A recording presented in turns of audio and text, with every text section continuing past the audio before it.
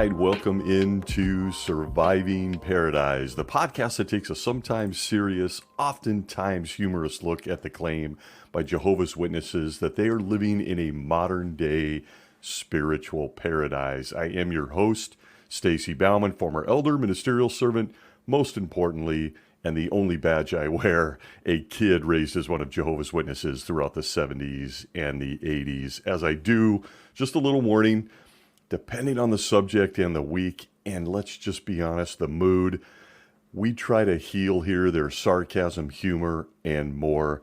Please note, it is never meant to offend. If anything, on one end, to entertain, on the other, to educate. So thanks for being here. As I do on this show, I make every effort to be honest to a fault. And that, as many of you will know, includes my own shortcomings. So I'm going to make a confession. I am a very impatient person. I'm not proud of it. But if I had to point to my least attractive quality as a human being, it would be that I have the patience of a little person stuck in the back seat of the car on a long road trip. You remember, are we there yet? Hey, Mom, are we there yet? Hey, are we close? Are we there yet? Hey, are we there yet? Yeah, it's bad. But awareness is half the battle, right? Right. But hey, I was a fun kid, or so my mother tells me. Waiting isn't my strong suit. I had the whole patience is a virtue conversation too many times to even remember or begin to recall. And to be honest, it still happens. But look, it never stuck. And even now, anybody that knows me knows I'm fairly impatient. Not proud of it, but it's true. So you can just imagine what type of Jehovah's Witness I used to be. As a young guy, even as a servant, I was accused of being rather passionate or emotional. And it's true. Look, guilty as charged. In my experience, that was another word, though, for fiery or temperamental or a hothead, depending on what the issue may be. And if I'm being very, very honest about it, depending on the subject matter, yeah, they were right. I tended to lean into those kinds of characters even when I was a kid. Whether it was in the Bible or the Bible stories, I related a lot to the Apostle Peter. You remember him in the Bible. He's in heaven now watching right next to, Judge Joe Rutherford. But the Apostle Peter was one of those guys I could relate to. Everyone else is standing around waiting. Meanwhile, Peter grabs a sword and starts cutting off ears. My kind of guy. I related to him. Guilty. That's me. I just tend to identify more with people of action and people that reacted to things and got the ball moving. Let's get this party started, so to speak. So naturally, as I matured, I had to revisit Proverbs chapter 16 and verse 32 a lot. It was the basis for counsel with me. And so as I do, I'm exposing myself and sharing some of my own weaknesses. But you remember the verse. It said there, quote, better to be patient than a warrior, and better to have self-control than to capture a city, end quote. I still really love that scripture, and it's embedded in me because, again, I had to go there a lot. I spent way too much time with that scripture. The Bible, though, is filled with guys taking cities. We know them by name. You remember Joshua, David, Gideon was a man of action, and they're revered right down to this day in 2023. They do little symposiums on them. They have watchtower articles on them. They're revered. But then there's Jacob. You remember Jacob. Jacob, on the other hand, wanted to be with Rebekah, this woman that he just couldn't live without. She was the most beautiful thing he'd ever seen. And he was patient. He was a man who decided to wait. And he went to work for her father, Laban, for 7 years so he could marry the love of his life. And well, it didn't turn out that way. Only then did he realize he'd been fooled by his father-in-law into marrying her sister, Leah. And poor Leah, apparently no one wanted her. Not a lot of details on why in the Bible. Something about her eyes being kind of sleepy. No clue. So many questions. But needless to say, Jacob, the guy who was good at waiting, was a youthful 77 years old when this all happened. And well, I gotta tell you, if you're doing online dating today or swiping right on Tinder, you still don't have a story as bad as this one. It is terrible. That comparison to being a warrior in Proverbs 16, ransacking cities, versus being patient and waiting 7 years to show up to a blind date and learning their photo was not only decades old, but it wasn't even the same person. Well, I decided early on as a witness I liked warriors better. Imagine that as a young guy. Waiting and being patient sucks. That's my take. Just ask Jacob.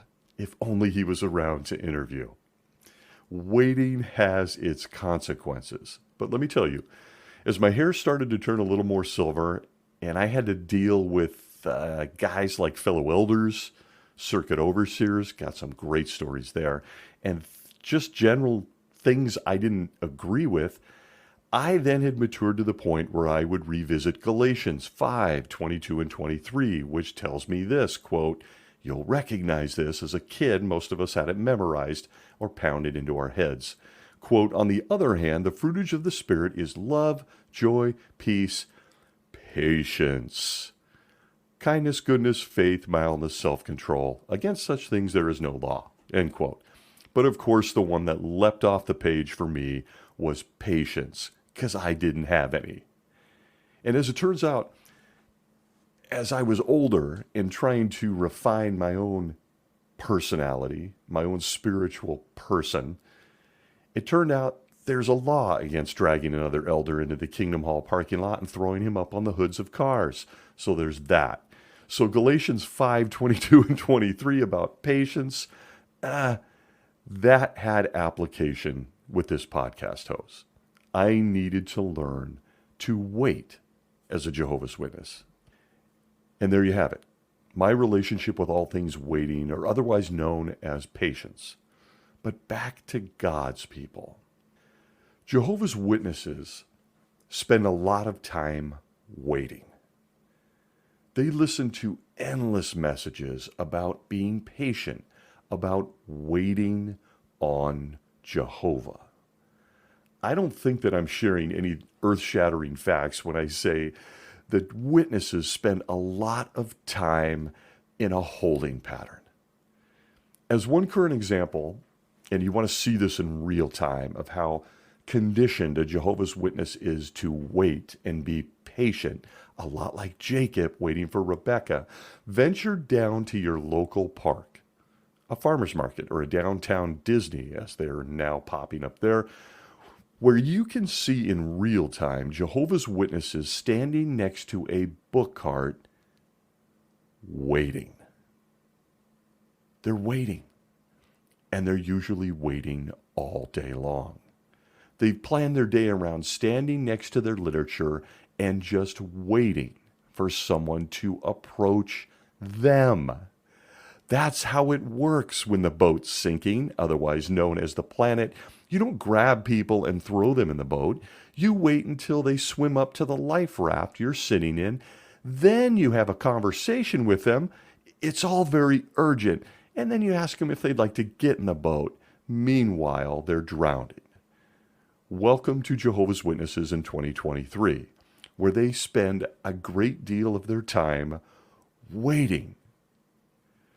But standing next to a publishing company's propaganda literature, wasting another Saturday, is nothing.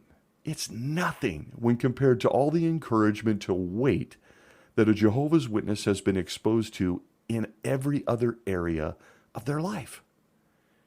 And I'm not here to say that patience is not a virtue. I've learned a lot over the years. I'm better. I'm better. Don't ask anyone close to me. I'm still very impatient. Patience is an honorable quality. I have to work long and hard to develop some semblance of it. But I am here to say that patience and waiting might be good. It is good when you're waiting in line at the grocery store. But it takes on a completely different meaning when the concept of patience and waiting are used as a throwaway line and by extension a powerful blanket of power to cover over things like lying, dismissing heinous crimes, and maintaining control over millions of people. The encouragement to wait has long been leveraged in the world of Jehovah's Witnesses, and it's about control. I know that shocks you. With the insinuation of it all being that if you don't have patience, and I heard this a lot personally, if you don't wait, you're essentially a person without faith. And we all know that that's just the first step down a long road to that thing called apostasy. You need to be conditioned. You need to learn to wait. There are so many phrases unique to Jehovah, and well, this one rises to the top. Tell me if you've ever heard this one. Well, Stacy, or whoever you might be, just wait on Jehovah. Have you heard it? It's literally the answer to everything and almost every question a Jehovah's Witness might ask. And I'll tell you, as a kid, it was the answer to questions like this that I can recall. Hey, brother so-and-so, will we have German Shepherds and Poodles in paradise? Will they make it through Armageddon, all the dogs? Well, little guy, wait on Jehovah. Hey, brother so-and-so, are we going to make babies in paradise? It's going to get crowded quickly. Well, little guy, wait on Jehovah. Hey, we won't have to go to 3 meetings anymore in paradise, right? And we get our weekends back. No more need to knock on doors for field service, right? Well, little guy, wait on Jehovah. Hey, who's making my shoes in the new order? Serious question. You guessed it. Wait on Jehovah. Oh, yeah. You've likely heard this a million times if you're a Jehovah's Witness. The catch-all for any and all questions, teachings, doctrines, or even the random thoughts you had while laying in bed at night that were all things Jehovah, they're captured under the umbrella or in the bucket of wait on Jehovah. I found myself during my formative years, I guess, wondering why questions from the readers ever even existed based on my experience when I asked questions or exhibited impatience. Why did they even exist? Did they just need to fill up page 31 on every watchtower? They just needed some content? They were precursors to today's content makers.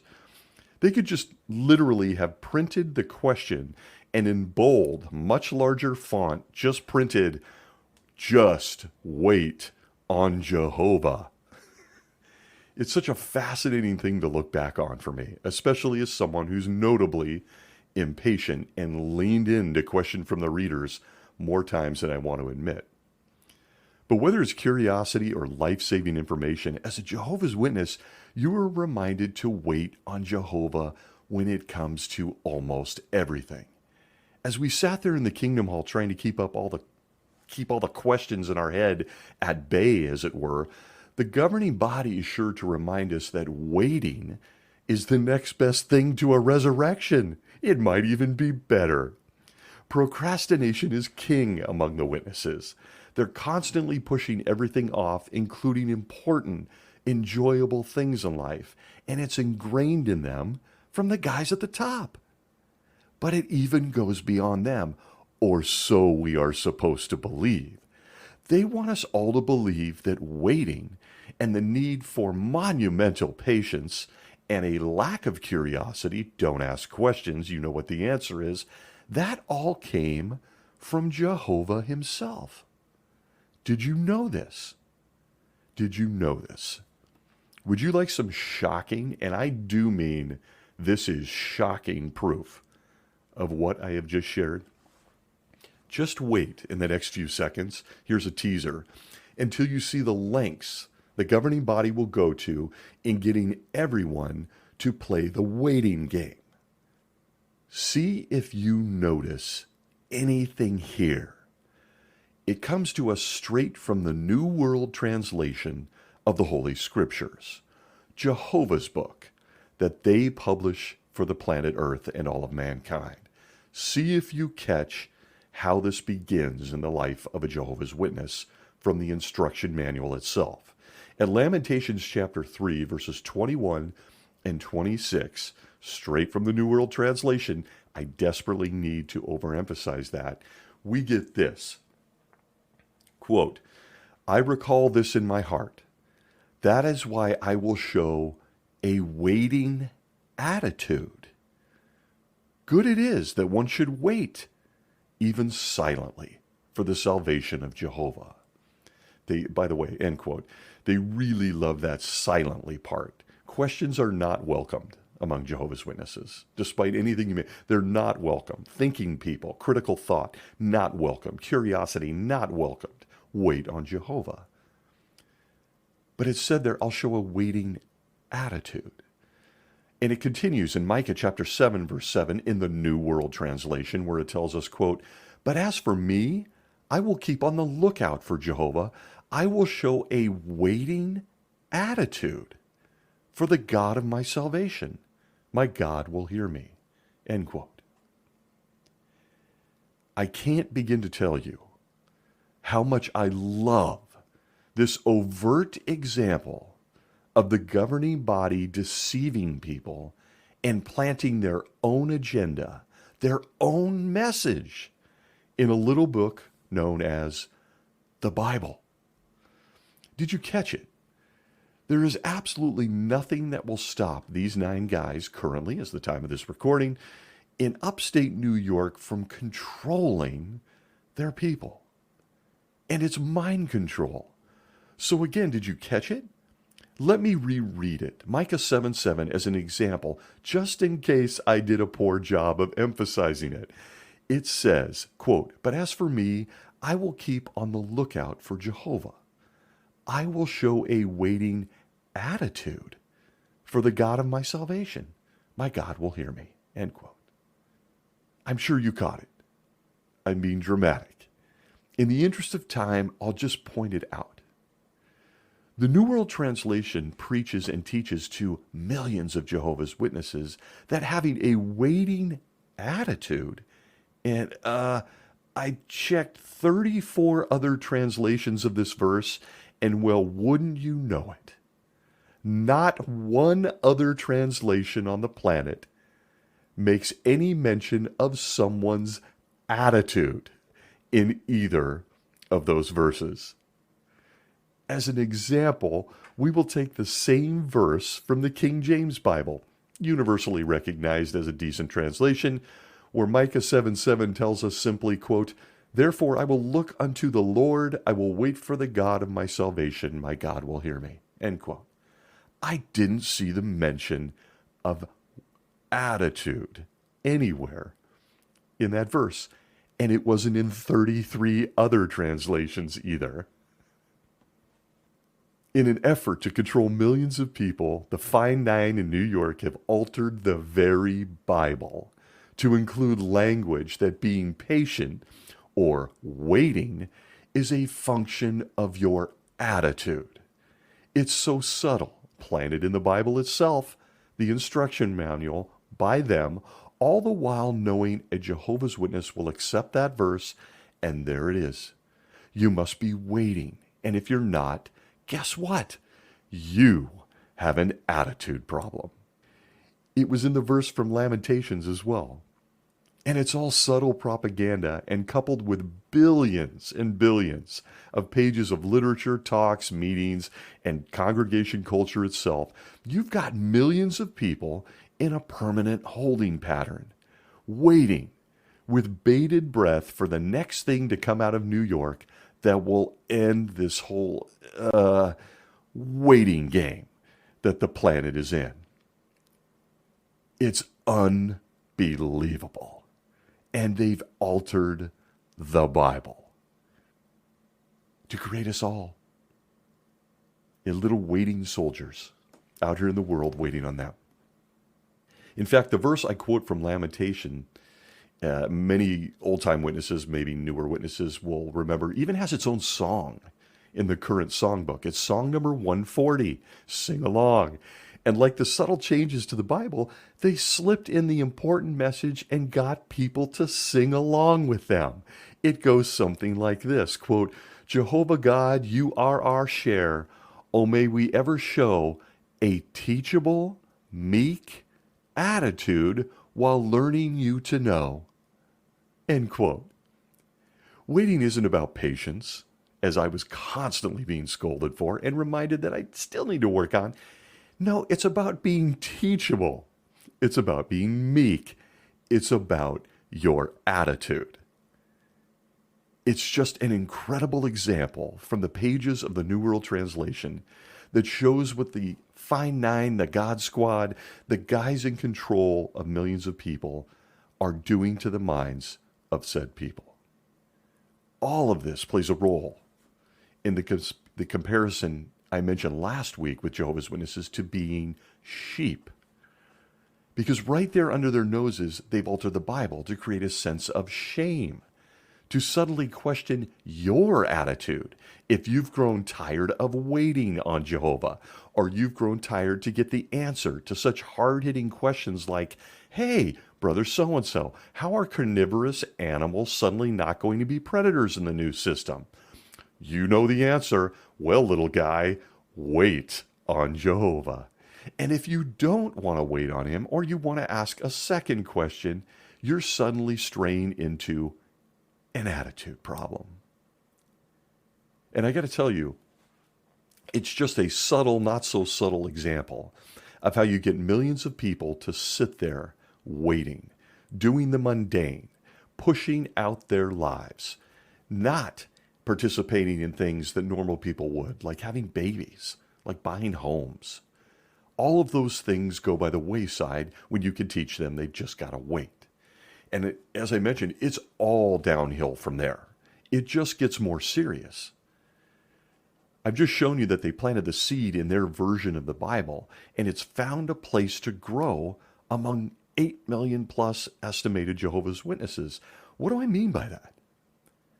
Well, once you can slip this stuff into a book they believe is drowning in Holy Spirit and written by the hand of Jehovah himself, coining a phrase like wait on Jehovah becomes much like a bumper sticker that you can put on the back of every Jehovah's Witness minivan. It's easy. It's a throwaway.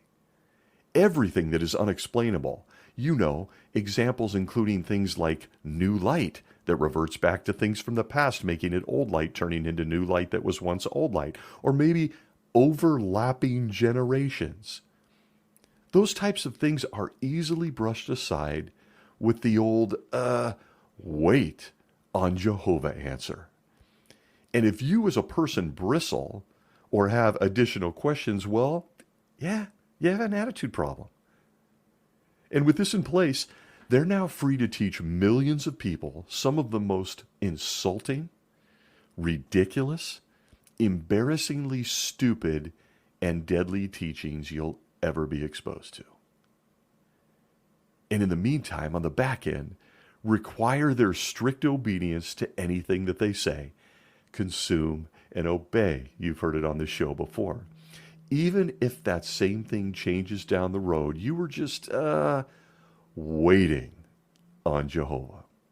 Now look, I realize most of this may come off as funny, absurd, ridiculous, maybe even irritating. It irritates the hell out of me because it just teaches a person, you look them dead in their eye and tell them, don't even ask that question, just wait, just wait. So some of this is just absurd and ridiculous. But let me assure you, and I'm going to go into one example, it takes an ominous, deadly, dangerous turn in some cases among Jehovah's Witnesses. That little catchphrase can turn deadly in a split second. You may think I'm being dramatic. Hold tight. I want to give an example that I was involved in, and it's an overview of several examples that I was involved in or witnessed during my time as a Jehovah's Witness and a congregation elder. And it all, and I mean all of it, fell under the umbrella of waiting on Jehovah. Here's the example I want to give, and let me assure you, I could give many, but I'm just going to stay here. One, in the interest of time. Waiting on Jehovah, or when that's the counsel given to a publisher among Jehovah's Witnesses, can turn very dangerous when it comes to abusive marriages or relationships. And I'm just going to say right now, I really hate talking about this stuff. I hate it. Don't like it at all. And while I wouldn't call it common, it's still too common in several congregations, in many congregations. Very few elders, let me tell you right up front, are qualified to be helping people with very serious or abusive marital problems. Many of those elders have dysfunctional marriages themselves. But it quickly gets ugly when there is verbal and physical abuse, with the majority of victims among witnesses being women, or sisters, as they call them. Now, look, I'm sure there may be a sister out there or a woman who's endured this. My heart absolutely aches for you, so please know, as a trigger warning, I'm going to unpack it just for a few seconds to show how dangerous it can be to wait on Jehovah. The current teaching among witnesses is that separation is allowed in cases of extreme, that's the word they use. Hey, puzzling. As an elder who went to several kingdom ministry schools, it's allowed in cases of extreme physical abuse. What if it's minor physical abuse? I had these thoughts, and again, I had to wait on Jehovah, even as an elder. What do you mean extreme? Is one slap minor, but 5 slaps is extreme? She should think about what to do next? Unbelievable and dangerous. But I can tell you from first-hand experience that separation as a form of solution in any kind of a marital arrangement, abusive or otherwise, is not encouraged by the elders. And it doesn't take long to jump to the end of that story and realize how incredibly dangerous and awful that can be. In fact, in recent times, they've even been more tolerant and borderline giddy about encouraging women to separate from their husbands because they've left the organization or believed apostate things. That one got you a quicker elders meeting. That one didn't get you the bumper sticker, wait on Jehovah. That one was like, oh yeah, you're in spiritual danger. But dangerous physical abuse? Folks, are you sitting down? Because I've heard it with my own ears, and we all know it. Quote, you're the elder, or you're the publisher rather, and the elder just quotes to you, hey, listen now, quote, Jehovah hates a divorcing. You, sister, must wait on Jehovah.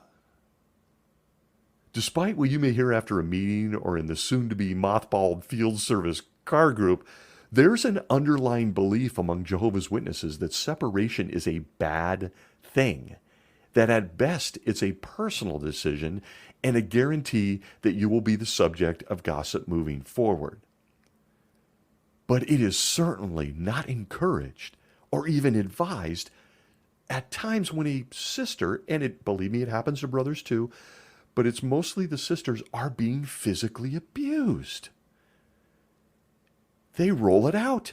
I've seen it and heard it with my own eyes, and probably one of those times I wanted to drag an elder into the parking lot and up onto the hood of a car. I know the irony. I got my own issues. But they just look at them and tell them to wait on Jehovah. The idea that anyone should wait on Jehovah for anything while enduring an abusive, dangerous marriage is so grotesquely irresponsible and evil and potentially deadly that I'm out of words.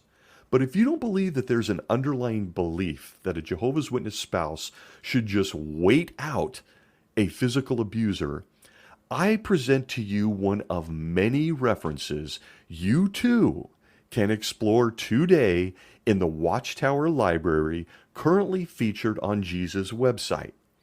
I'm going to say it now because I have dealt with this with many, many women, sisters.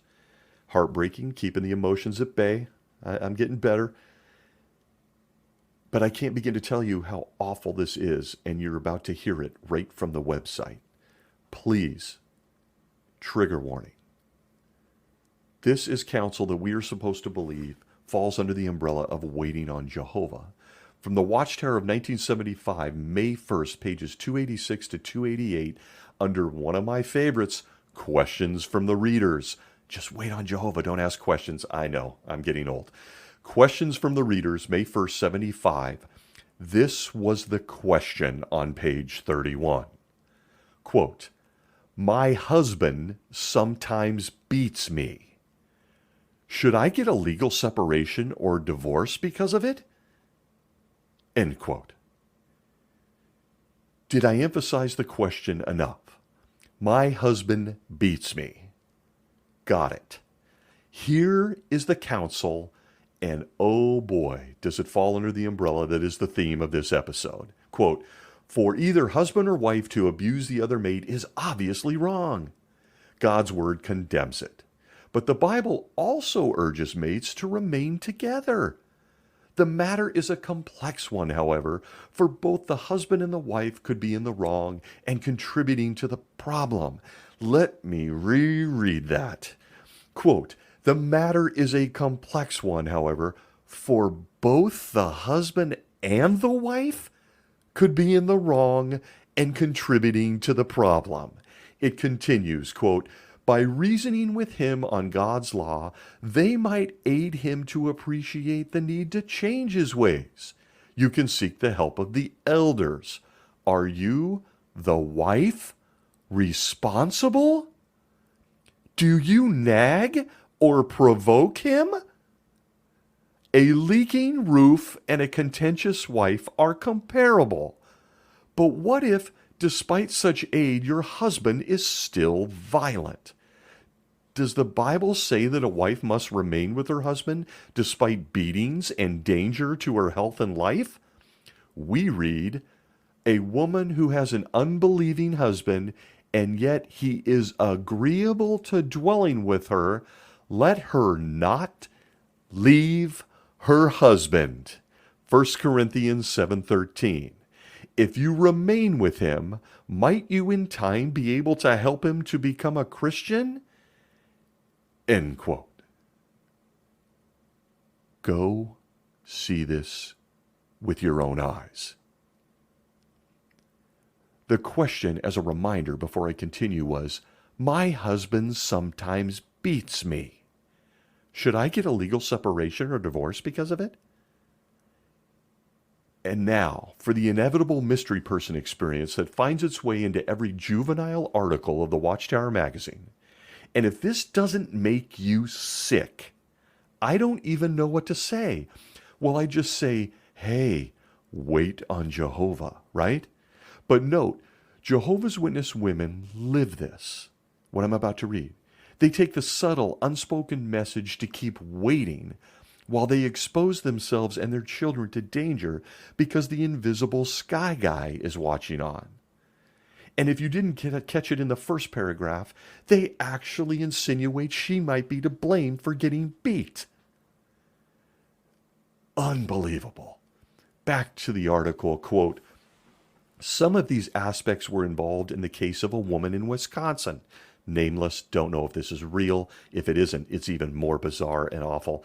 Quote, a number of years after they were married, her husband began drinking heavily on weekends when he was not working as a lumberjack. Influenced by alcohol, he would often become enraged and violent. About that time, she became one of Jehovah's Witnesses and tried to be an exceptionally good wife." I can't believe this is in print. The female shaming, and I saw this in judicial media. This is, okay, back to the thing. She was trying to be an exceptionally good wife while being beat, I might add, not argumentative or demanding. Still, many Fridays, when she and the children returned from Christian meetings, he slapped her, kicked her, and punched her arms. At such times, she was forced to flee the house. She and the children spent many nights in the barn's haymow, keeping the entrances barricaded with bales of hay until her husband was sober again. It continues. Quote, "Why have you stayed with him?" the children asked. She said it was because she loved them and did not want to leave them. Also because their father was providing for the family, which she could not do. Never did she tell them that she did not love their father, but explained that knowing the Bible's truth enabled her to endure and to be a happy Christian. End quote for a moment. Remember, the verses at the outset in Micah and Lamentations, if you're not waiting, if you don't have a waiting attitude, you clearly have a bad attitude, even in this woman's case if she's being beat while her children walk. Back to the quote from question from the readers. I can't even believe it. Quote, "The abuse continued for more than 20 years. Now, she has the joy of seeing 10 of her 11 children serving Jehovah, and her husband has quit drinking, has improved in controlling his temper, and accompanies her to Christian meetings." True, such may not be the outcome in all cases, you'd think, but this account illustrates aspects that you can consider in evaluating your situation. I'm going back to the beginning of the end quote, end quote. I'm going back to the beginning.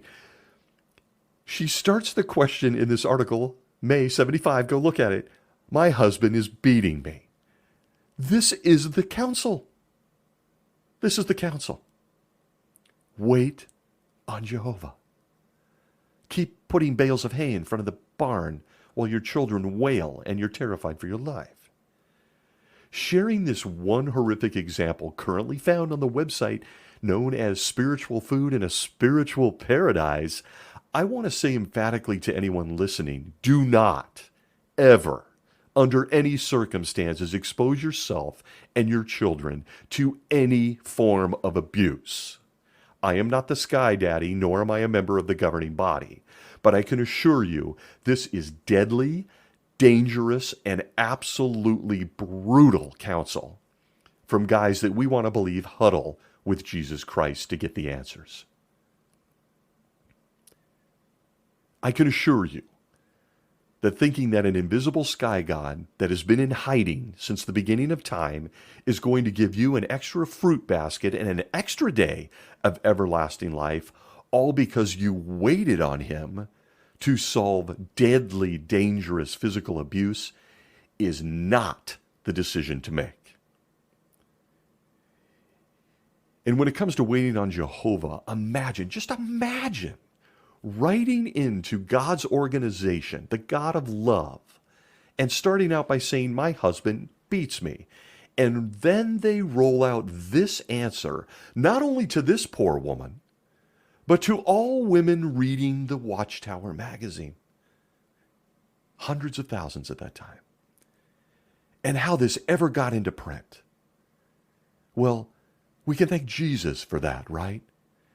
His guys, his answer, that's what we're supposed to believe.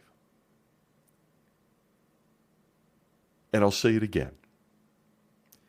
I heard elders tell people, mostly women, to just wait on Jehovah in similar circumstances. And to be balanced, I actually dealt with female abusers as well, where the men were taking the beating. One comes to mind immediately for me. It was horrific. It doesn't matter. It's horrible, it's abuse, and it's dangerous. And the only thing you should be waiting on in a similar circumstance is for the police to show up as you safely wait at the neighbor's house.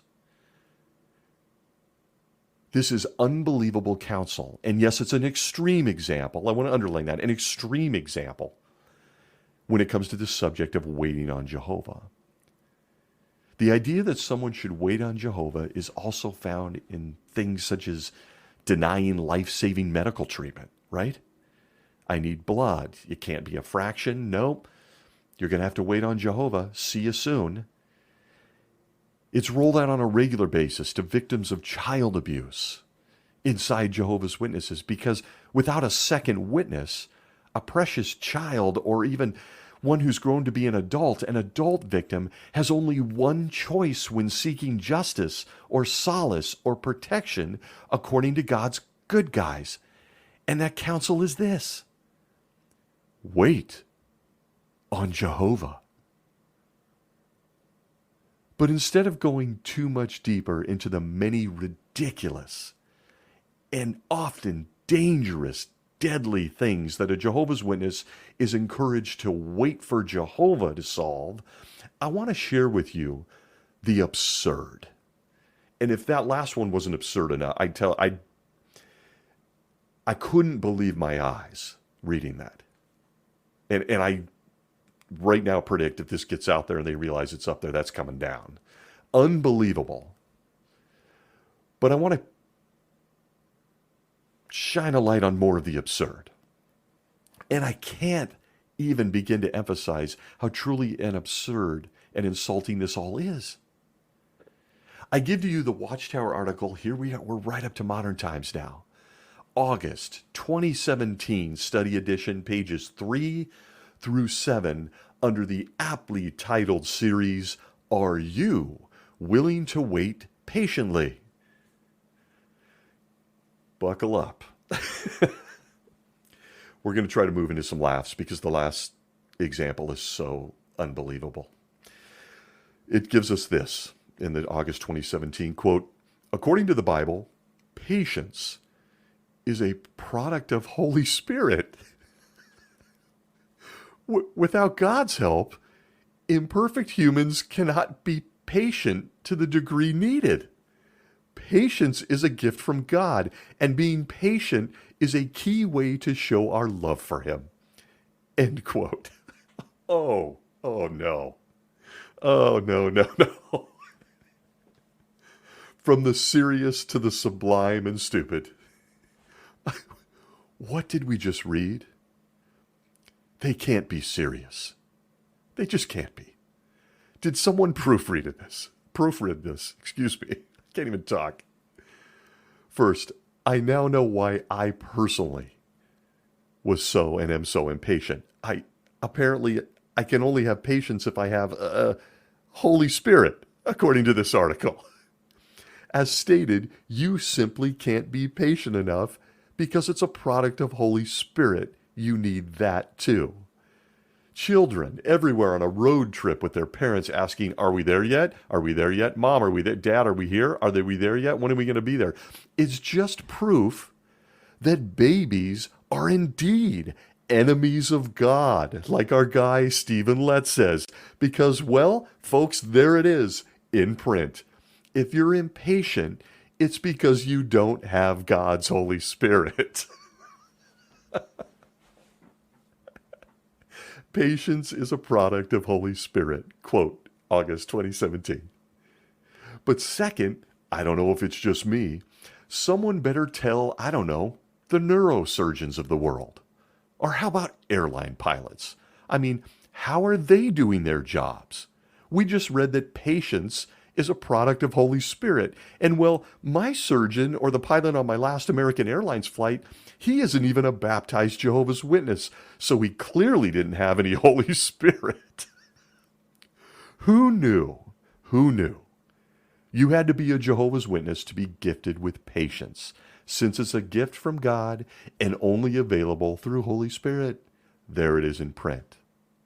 I want to thank everyone I encountered driving today for somehow safely doing so without Holy Spirit and patience, but I do wonder why you're following stoplights. I don't know. The light's red. What are you doing? You don't have Holy Spirit. Why are you being patient? God, these guys are dumb. They are unbelievably dumb and insulting. Sorry, I'm in a mood. There it is. They put to print in 2017, just a couple years back, that Patience and waiting on Jehovah is a product of Holy Spirit. And if you're not catching why I'm even honing in on that, it's because it speaks to your attitude. And it allows them to control you. If you don't have patience, the Holy Spirit must be strained. You must be doing something wrong. You need to go in service more, study more, be at meetings. You need to obey us. If you truly are waiting on Jehovah. There it is. But sit back, it gets even better. In the Watchtower of 2017, the article continues, quote, "The conditions we face today are similar to those in the days of the prophet Micah. If we have faith like that of Micah, we will be willing to wait for Jehovah. Our situation is not like that of a prisoner who is waiting in his cell for his execution." What? He is forced to wait, and he is not looking forward to the outcome. How different things are for us. We are willing to wait for Jehovah because we know that he will fulfill his promise to give us everlasting life at exactly the right time, the best time, end quote. What? Did we just go from someone like Micah, willing to wait, to being compared to an inmate on death row who is waiting to die? What happened here? Well, golly, thank you. We should just be grateful about waiting right now for Armageddon in the never-ending last days and a paradise with khakis and fruit, because at least we aren't that guy, the guy on death row. Wow. The spiritual paradise just keeps getting better. Who cares if you're eating hamburger that is a month past the expiration date? At least you aren't eating the cow's shit, right? Behold, food at the proper time from Jesus' faithful and discreet slave in New York. And I mean, I got to tell you, that's some fascinating reasoning, I should say, coming to us from heaven. Just unbelievable reasoning in this spiritual paradise of Jehovah's Witnesses. But if you're not catching the subtlety of it, it's all designed to tell you if you're not willing to wait on Jehovah for whatever it is you want.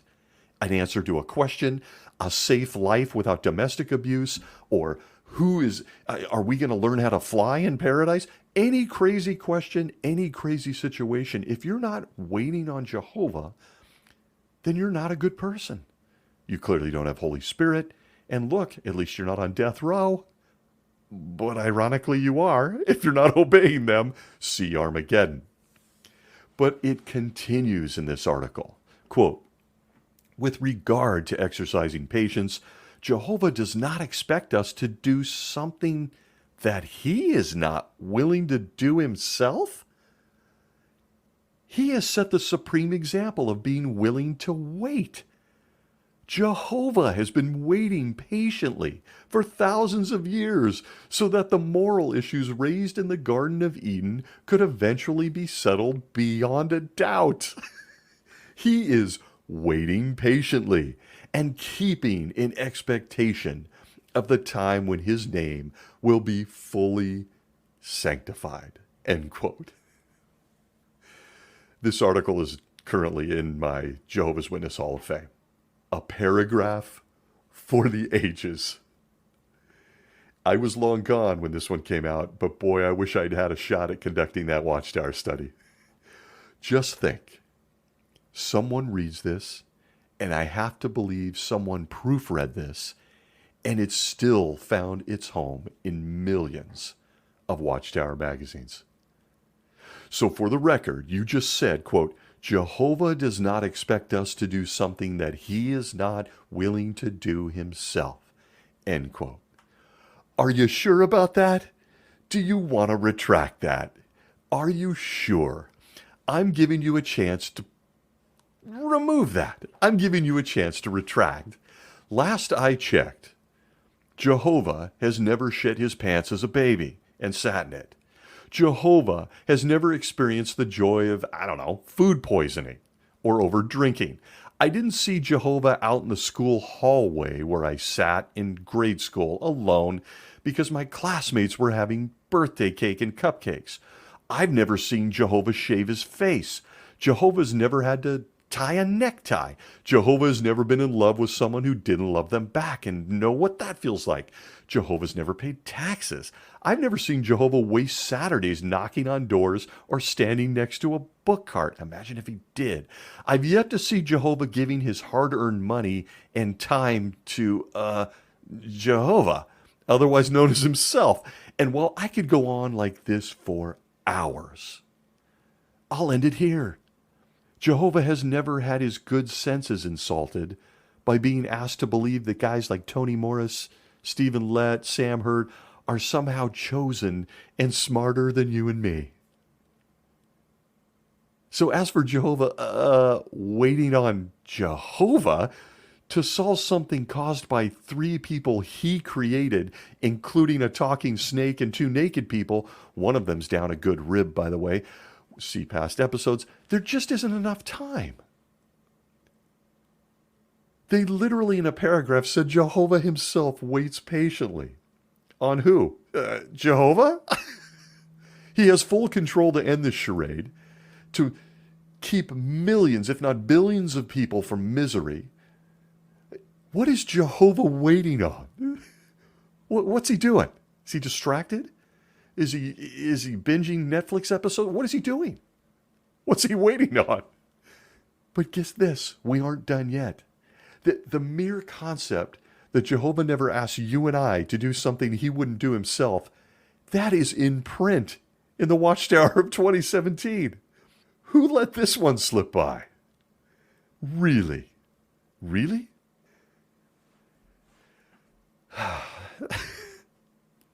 We're not done yet, folks. It's a gift that keeps on giving. Since we've just established that Jehovah is patiently waiting on Jehovah and not doing anything that you and I wouldn't do, we got to get Jesus in here. He's the king, right? Back to the article, quote, Jesus likewise has been willing to wait. Although he passed the test of integrity here on earth and presented the value of his ransom sacrifice in 33 CE, he had to wait until 1914 before commencing his rule. It will not be until the end of his 1,000-year reign that all his enemies will be completely destroyed.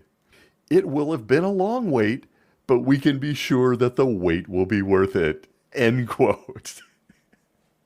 And look, Jesus deserves a huge shout out here for a couple of reasons. No one has had more challenges in waiting on Jehovah. I mean, he had to wait 3 days to go from a powerful spirit creature. He had to wait it out 9 months in Mary's womb. No one knows what he was doing, thinking about, or how that went when he popped out into the world. But then he died, and for 3 days he was just waiting on Jehovah. What an example. But it must have been something to see when Jesus, who since 33 AD had been waiting on Jehovah for 1,841 years and was all set to be king of Jehovah's Witnesses in 1874, as told to all of mankind by his favorite guy, Chuck Russell. But, well, just kidding, son. Jehovah then moved the ball. He does that a lot. We can relate. He moved the ball to 1914. But remember, he never asked anyone to do anything he wouldn't do himself, after all. But he then forced Jesus to keep waiting another 40 years to become king. And well, hell, at least he wasn't an inmate on death row, right? I can't fathom that any of this stuff makes its way into the world, and it's called spiritual food. But there it is. Do we need to talk about Jehovah apparently waits on Jehovah? Weirdest thing ever. You know, like the Uber driver who waits on himself, the Uber driver. What? I'm a bit confused here. But Jesus, look, he waited it out. He waited it out. Imagine his disappointment in 1874 when Chuck said he was there. Oops, 40 years later, he was really there. But that pales in comparison to, I don't know, waiting it out 9 months in Mary's womb. I don't know what he was doing. Is anybody? Anybody? But this article keeps on giving. It goes on to say, quote, without a doubt, therefore, Each one of us need to be willing to wait, to show a patient attitude, end quote. And with all the insanity, the absurdity, and the sarcasm I just launched at you, at the core of all of that is you, dear reader, dear listener, need to have a waiting attitude. And just in case you were still impatient after all that, learning Jehovah's waiting on himself, Jesus is waiting on himself, and everybody's waiting, we get this one final reminder from the 2017 Watchtower article, quote, "Remember too, what helped Abraham, Joseph, and David to wait patiently for the fulfillment of Jehovah's promises. It was their faith in Jehovah and their trust in his dealings with them. They did not focus just on themselves and their personal comfort." Get a better attitude. It continues, quote, "As we contemplate how well things worked out for them, we too will be encouraged to show a waiting attitude," end quote.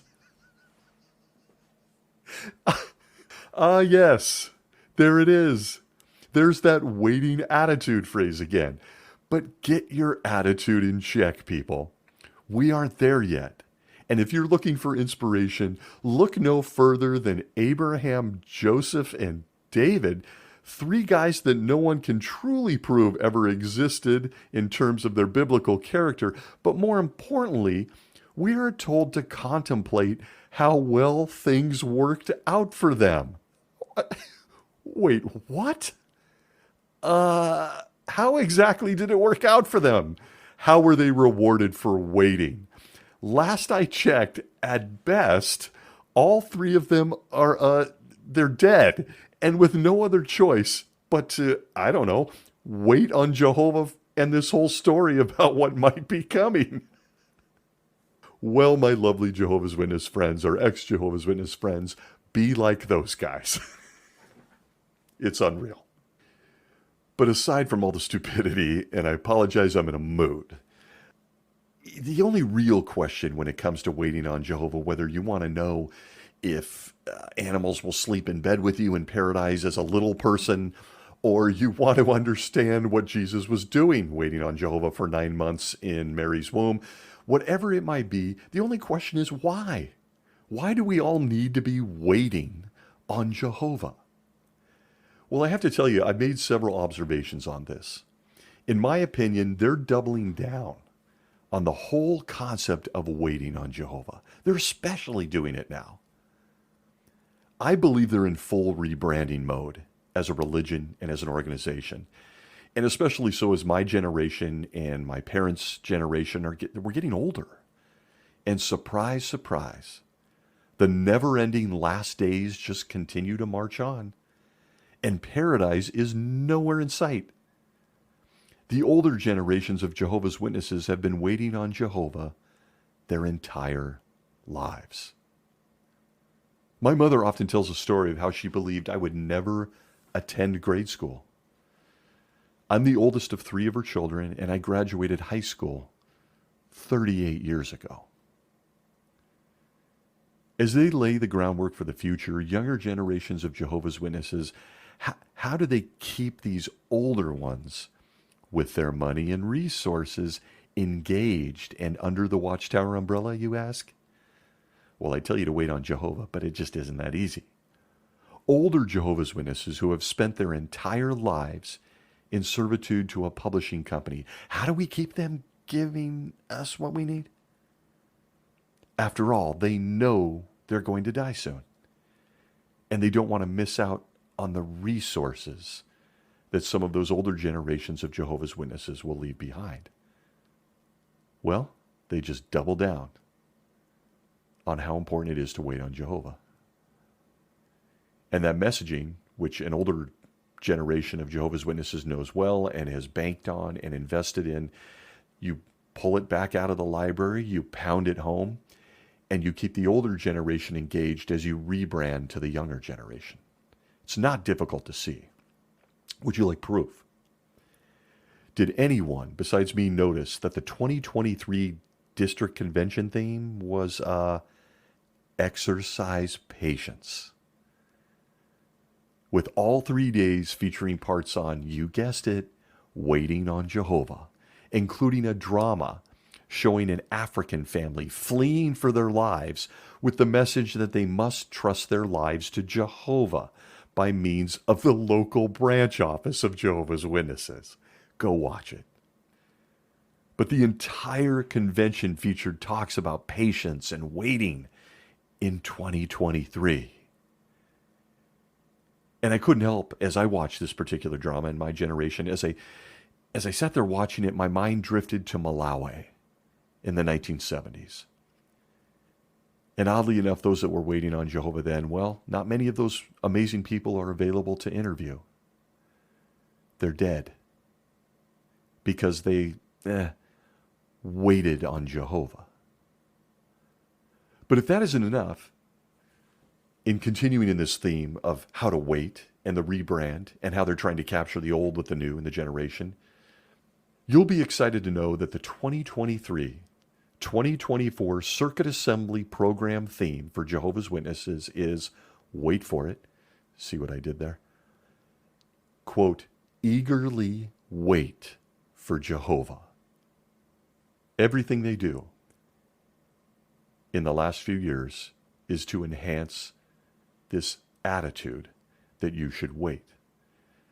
The public discourse on Sunday is titled, Is Patience Still a Virtue? But the symposium leading up to that stirring talk is called Imitate Those Who Eagerly Waited, a bizarre title considering the 3 Bible characters they're featuring are, still waiting, dead, right? Does anyone proofread this stuff in New York? What do you mean, imitate those that eagerly waited? Last I checked, they're still waiting, but that's the symposium. One is Habakkuk, and well, he isn't around to ask more details from. The Circuit Assembly program features a section for 2023-2024 called Find Answers to These Questions. Here's the questions. Are you ready? Quote, how do we eagerly wait for Jehovah?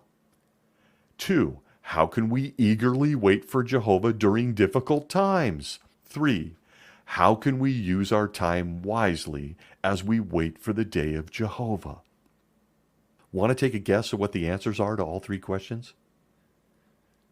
Just whatever you do, don't ask about overlapping generations or child safety issues or who is going to make tennis shoes in paradise. The answer is always the same.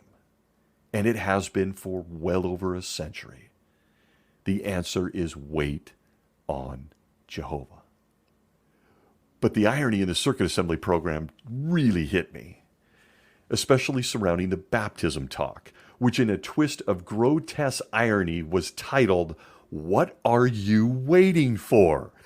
Suddenly, and without explanation, they're encouraging people to quit waiting and make a commitment to them? Wait, I thought this was all about waiting. Not when it comes to committing to us. Don't wait. What are you waiting for? I guess they don't have a waiting attitude on some things. Do you want me to wait or do you not want me to wait? I'm getting confused here, governing body. And I don't know if anyone's considered this, but just 3 weeks ago, you made sure we knew that I can wait until the Great Tribulation now, just to be sure you're the right guys to follow after all. And I think in the exhaustion of all of this subject, this is where the phrase, the patience of Job, comes from, right? Sit there, take it, and wait. It could be another bumper sticker. Are bumper stickers still things? Show them my age. Has anyone taken the time to realize that the governing body don't even follow their own advice? Do the 9 guys in New York actually wait on Jehovah themselves? When something isn't mentioned in the Bible, I don't know, let's say something like getting a college education, why don't they just wait on Jehovah? Wait until Jehovah sends them a sign in the sky outlawing any type of higher education. Why aren't they waiting? Why do they comment on something God, Jesus, and the Bible never mentioned? Are they waiting on Jehovah? I mean, if they're waiting on Jehovah themselves setting the example for the rest of mankind, how do you explain the following? At 2 John verse 9 of the New World Translation, the governing body, their book, made just for them, the book they push, says this, quote, everyone that pushes ahead and does not remain in the teaching of the Christ does not have God. He that does not remain in this teaching is the one that has both the Father and the Son. End quote. 2 John 9. And would you look at that? I don't know about you, but when I'm pushing something, I'm not waiting. I'm pushing. It's action. And candidly, as I expose myself, I'm more that person. How would it go if I was pushing ahead in line at the grocery store or pushing my cart into another person's cart because I wanted to get moving? Is that considered waiting? And I'm leafing through this book of Frozen Holy Spirit here, and I still haven't found a comment from Jehovah regarding college. It's just an example. I'm continuing to wait on Jehovah, so I'm looking for his last comment on 1914. It's just an example. Nothing on either. I'm still looking for his explanation to his favorite creation, we humans, on how generations overlap. He certainly wasn't teaching overlapping generations when handing out land to the 12 tribes of Israel, and there is a lot of genealogy in his book. No mention of what... But well, when I look at the governing body of Jehovah's Witnesses, I see billions of pages of comments, commands, and more from the Fine Nine on all of those subjects and many, many, many more. Are the guys that tell us we need to wait on Jehovah, that we need to have a waiting attitude, themselves waiting on Jehovah? Or are they pushing ahead, as John mentions? As I do, a couple of random thoughts as we wind this down. I know you've been waiting patiently. Quickly becoming one of my segments. It's just my way to drain my brain on this. But random thoughts on waiting. Without apparently putting too much thought into it, and why would you when you're getting private messages from Jesus himself, or so they claim, the governing body has now taken this whole wait on Jehovah stuff to an all-new level. In case you missed it, a person, as I mentioned earlier, can now wait until the Great Tribulation to identify as a Jehovah's Witness. And in my opinion, wait they shall.